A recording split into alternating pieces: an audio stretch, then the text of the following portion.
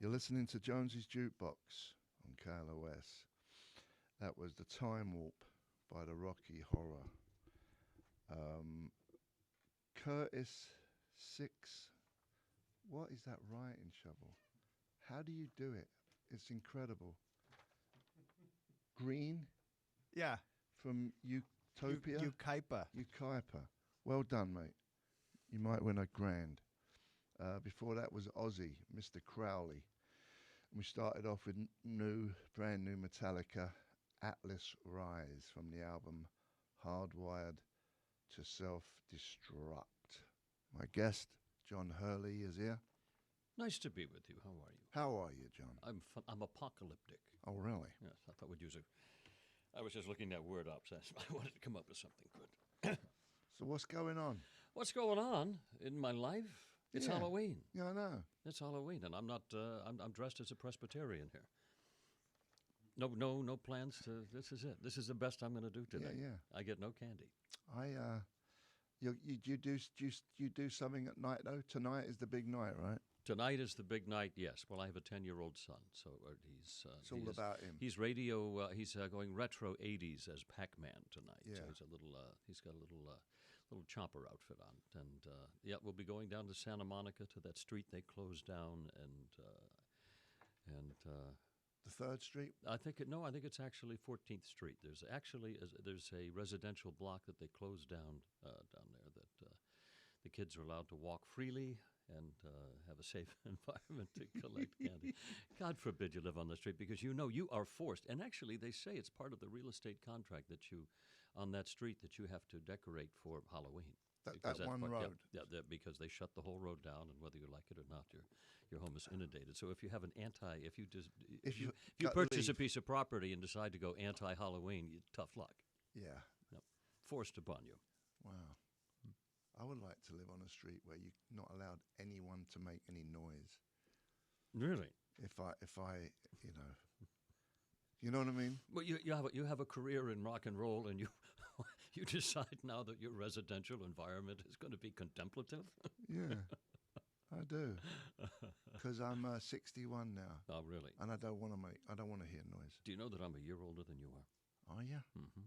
Yep. What month you born? October 9th. Same birthday as John Lennon. So you just had one a little while ago. Mm-hmm. And you just turned 62? Just turned 62. Wow, we're basically the same age. Mm-hmm. Mm-hmm. And you grew up in L.A.? Well, that's a big assumption on your part that I ever grew up. But yes, no, I grew up in the East Coast. I was born in Maine, and I grew up in New England. And when did you drift out here? I drifted out. Well, I didn't really drift out. What I realized is in my career on daytime and Broadway that if I wanted to move the decimal point over 1, I had to come out to Los Angeles. So that's why I came out. Late 80s. Yeah. Late 80s out here. Did you like New York?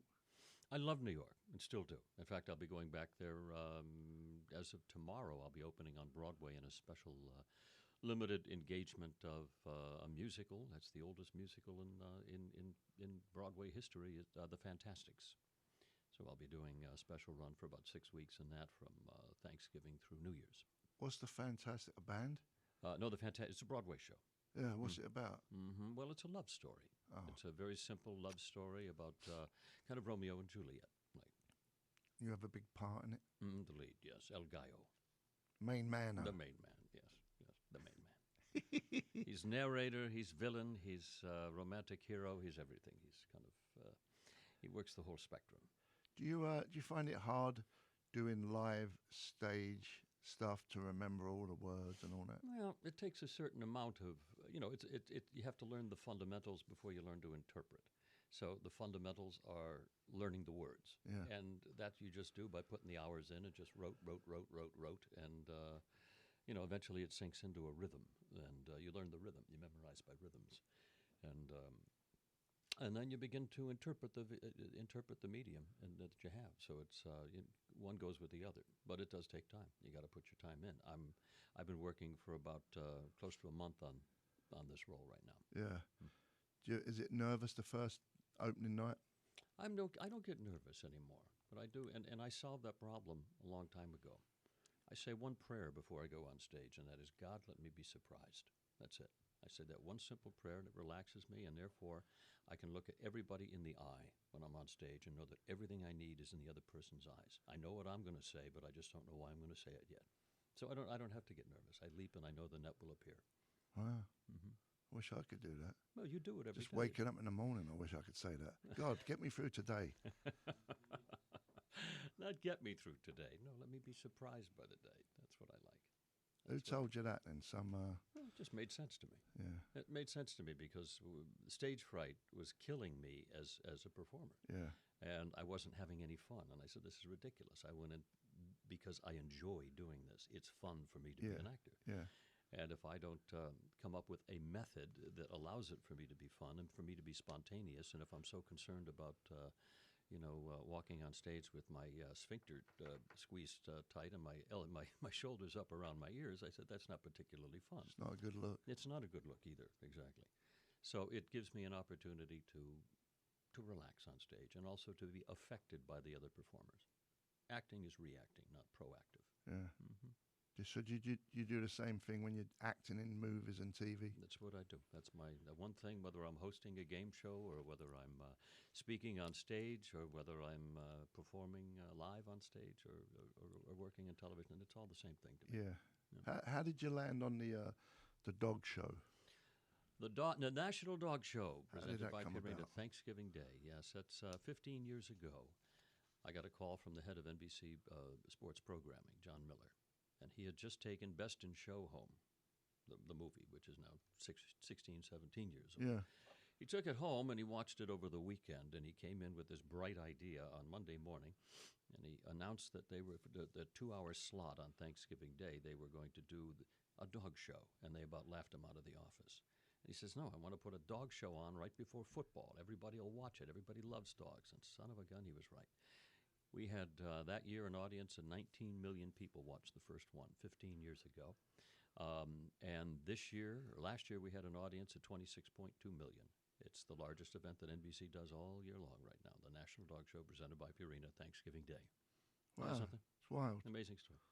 Amazing story. You think of all the other shows that they do on their programming, and the dog show beats every one of them. That's not the Westminster dog show. No, the Westminster is that's moved over to Fox now. That actually gets a much smaller audience, much smaller audience. We get the big one. They get about 1 million watching now. Why do you think that one don't do as well? Because it wasn't the original. I think it's because it's on smaller television, basically. Yeah. This is on NBC following on Thanksgiving Day, the great family day of the year, and people watch it because everybody's there. And when you're speeding around on your remote and you see a pair of dog eyes there in a close-up, you're going to stop and you're going to watch. And there's something there for everybody, whether you're 4 or 94. Everybody loves their dog. And you can sit on your couch and root for the alma mater, which is whatever dog you have there sitting next to you. Yeah. Do you have any dogs? I have 2. I have Cavalier King Charles, and then I have a little Havanese, which is kind of like a Maltese, kind of a specific little breed. Yeah. Mm-hmm. Why were they called Cavalier?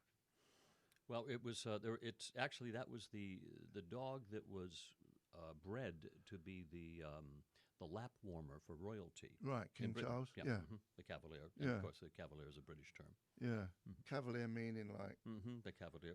Well, it's colloquial. two meanings. The Cavalier was always thought to be a more elegant term. Yeah. Cavalier. It's become more colloquial here. When you're Cavalier, it's kind of like me. Somebody who's cornered the market on arrogance. D'Artagnan. Someone who's cornered the market on arrogance and pomposity. Yeah. I'm Cavalier. Pompous. Yes. Yeah. That's me. Does I look so ashamed of it, don't I? no? Is there is there new breeds being made? Not breeds. There are new breeds being recognized. Hybrided, or whatever you call it.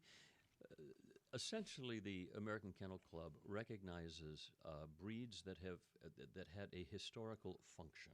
All right, so we grew up with the idea that dogs were never really pets. Dogs had a function in our lives. They were ratters, back in the days of plague, and dogs were drafting. They would pull things. They were hunters. They had a purpose in our lives in addition to being companions. But But because we are a wealthy society right now, speaking over thousands and thousands of years, we are basically we can have dogs as pets. But the idea of the AKC is to go back and keep the standard of the history of these dogs alive. So new breeds get recognized every year by the Kennel Club when they develop a following and a written standard for what that breed should be. Yeah, interesting. So in fact, we have two that are coming this year: the Pumi, and the other one is, believe it or not, the American Hairless Terrier. It's a hairless dog, no hair at all. It feels like a Gucci wallet. Yeah, so it doesn't shed. It doesn't. It doesn't shed. Yeah, but you may want to lather a little SPF on it from time to time. Amazing. What you got there? We're going to qualify another person for $1,000 right now by giving away the remastered Ramones debut album to caller 25 at 800-955-KLOS. They'll get the CD furnished by Rhino Records and then go into the running for $1,000 later today. All right. Let's. Thank you. That's the signal. Pardon me. See, I did that without moving my lips. Let's play a bit of music. We come back. I'm really interested with the dog stuff. You don't mind talking about it, do you? No, absolutely not. It's a lot of Okay. fun. John O'Hurley is my guest. What you selling anything? Am I selling anything? Yeah. What, do you need something? No. I'll sell you anything you want. I Do got a garage full of stuff. You got a show coming up? I have, I have my appearance on Broadway in The Fantastics, as I mentioned. There was something else, Thanks. though, wasn't there?